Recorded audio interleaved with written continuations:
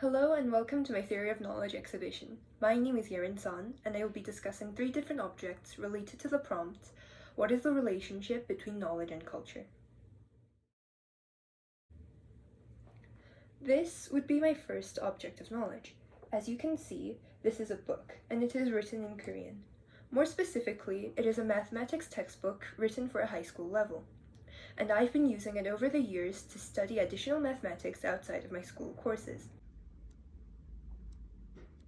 My experiences studying with this object have led me to realize that there are differences between studying mathematics in Korean and studying mathematics in the English language, which I do in my IB mathematics course at school.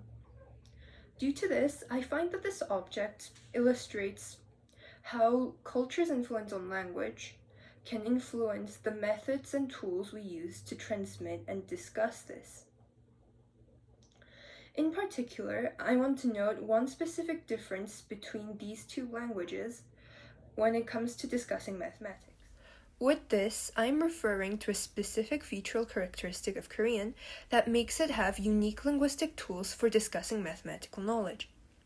It includes 2 distinct number systems: a native Korean system that is generally used for counting discrete quantities and objects, and a Sino-Korean system applied to more complex arithmetic and larger numbers. This makes it so that a number's linguistic expression, which is to say whether it is expressed in the native Korean or the Sino-Korean system, holds cultural connotations about the presented data, such as whether it is countable. I've noticed, however, that these implications are not present when I study mathematics at school, in my IB course.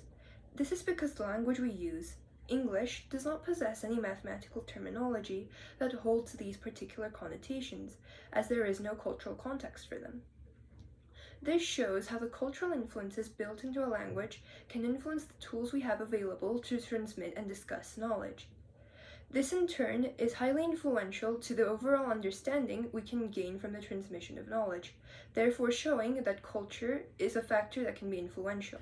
At the same time, I believe that we should consider the other perspective that there is a limit to the extent in which culture impacts knowledge. While it is certainly true that the expression of knowledge is impacted by cultural elements in language, it can also be argued that much of the same knowledge can be discussed and transmitted across different cultures with different languages. For instance, this book covers many general topics like functions, algebra, and equations, which are topics that I've also seen at school, as they are shared with the IB mathematics syllabus. This would imply that the concrete topics that make up the basis of mathematical knowledge can be shared and transmitted roughly equally between cultures. Overall, this object shows a complex relationship between cultural influences on language and our usage of it as a tool for transmitting knowledge. It shows mathematical knowledge common between cultures, but also that this is affected by linguistic cultural connotations. My second object of knowledge is a photo art piece created by the Native American artist Stephen Paul Judd. This item was originally published on Instagram and captioned "Iron Giant." In this image, you can see an old photograph of a Native American person combined with an image of the Iron Giant, the popular animated character. This art piece was one of the non-literary texts studied in my English Language and Literature IB course, and we frequently discussed how Judd represents his culture through art.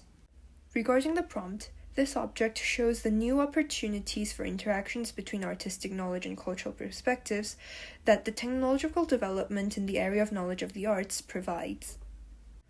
This object was created, as many of Stephen Paul Judd's art pieces are, using Photoshop software and later diffused through social media. These are both modern technological tools. This allowed the artist to both incorporate Native American and pop culture elements into one single piece and show them to a wide audience.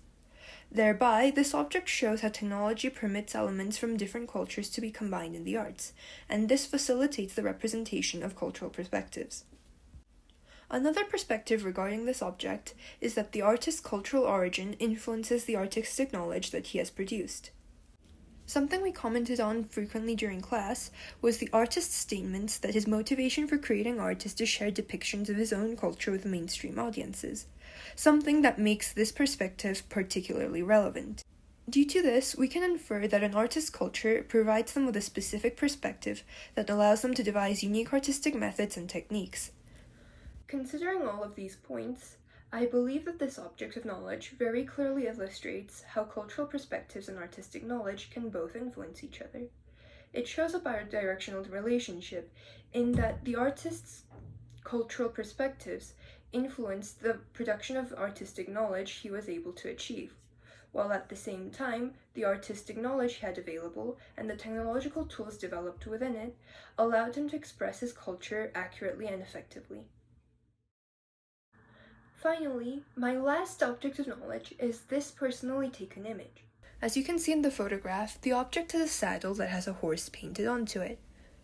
This is from the historical Shilla period in Korea. As mentioned, I took this photo personally when I went to the Heavenly Horse Tomb, a public historical site, with my Korean family over vacations. I would say that this object's publicly available nature helped me understand the relationship between cultural objects and the obtainability of historical knowledge. While I was taking a pre-IB history course, I learned the importance of primary documents for acquiring knowledge in this area, something that my teacher constantly emphasized as well.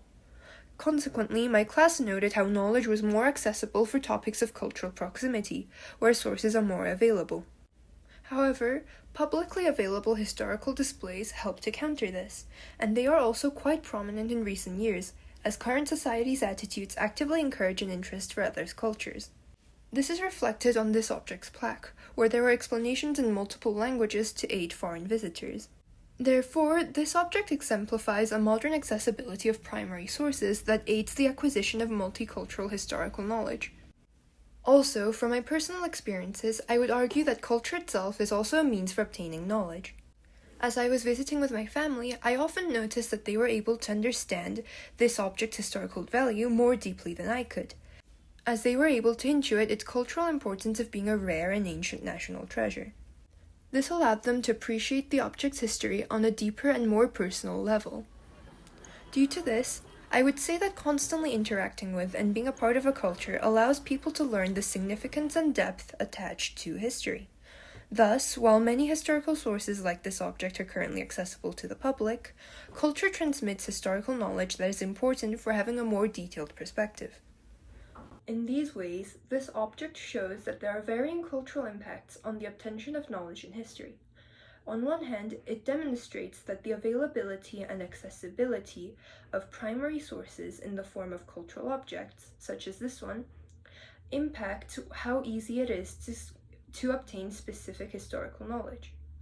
On the other hand, it also shows us that the significance of history is transmitted implicitly through the personal interaction and direct involvement with culture.